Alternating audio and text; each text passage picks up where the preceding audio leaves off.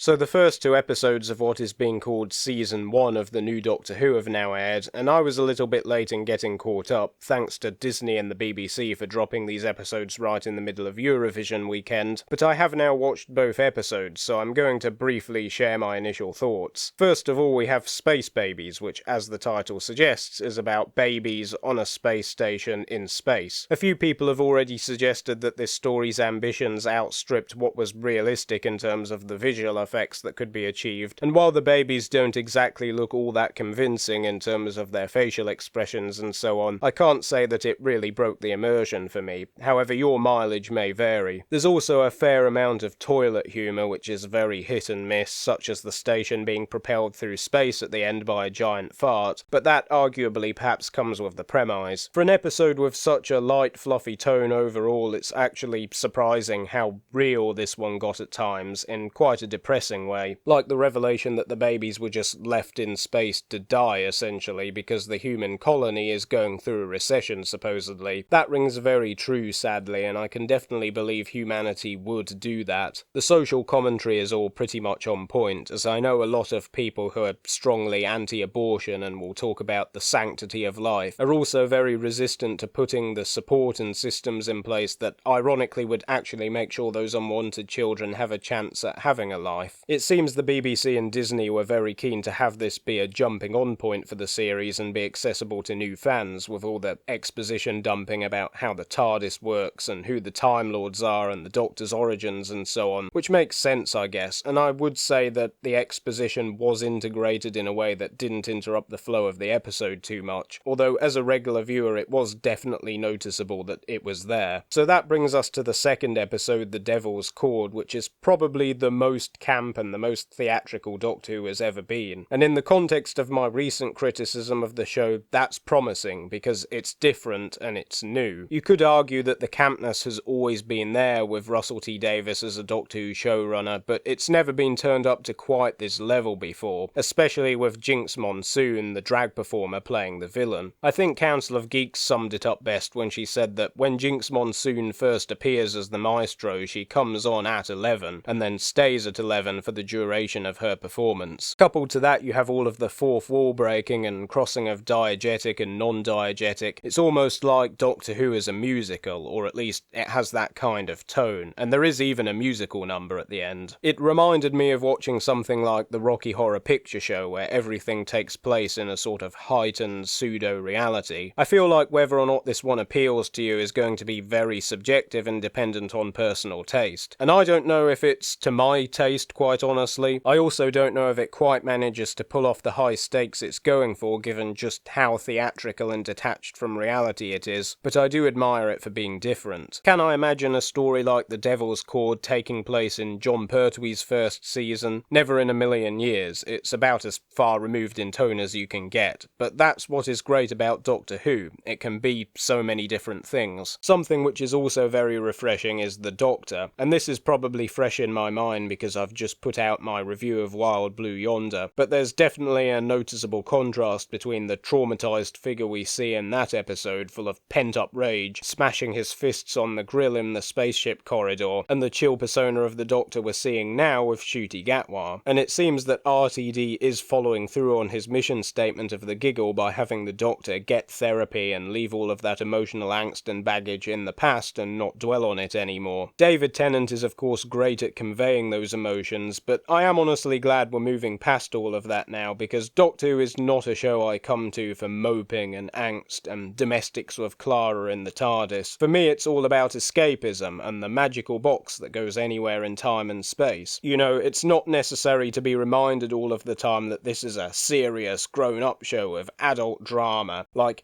can we not just leave all those insecurities behind for a moment and have a bit of fun for a change? It is okay to enjoy a fun, whimsical TV show about a magical, time-travelling blue box. Ruby, on the other hand, I'm not so sure about yet. She's giving me Clara vibes, which is worrying, in the sense that we're now 3 episodes in and I still don't feel that she's all that well defined as a character. Coupled to that, there's the fact that she's mainly being treated as a mystery box plot device, which is definitely very reminiscent of Jenna Coleman's first series. It's bad that, even though it was just meant to be a throwaway gag, when the Butterfly Effect version of Ruby briefly briefly appeared in Space Babies and threatened to kill the Doctor, my main thought was, that version of the character is so much more interesting. Can we not have her as the companion, please? Anyway, so that about summarises my initial thoughts on Doctor Who Season 1. It still feels weird calling it that. But do let me know what you thought of these episodes. I try to reply to all of my comments, so it would be good to get a discussion going. This is Midnight Chimes, still waiting for the last train home.